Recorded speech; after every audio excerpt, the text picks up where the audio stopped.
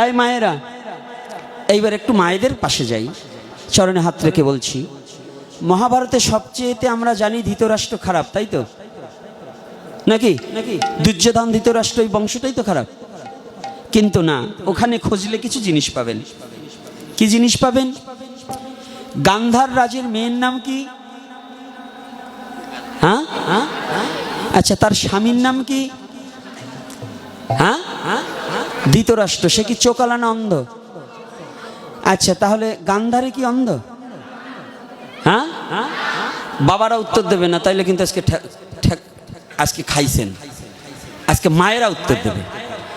আমার ভাগবত আলোচনার মধ্যে দিয়ে হচ্ছে ক্লাস করা। ক্লাস করছি কেন? যাতে আমার জাতি, আমার সমাজ, আমার যুব সমাজ কিছু জানুক যে সনাতন ধর্ম কত মূল্যবান জিনিস। আচ্ছা, তাহলে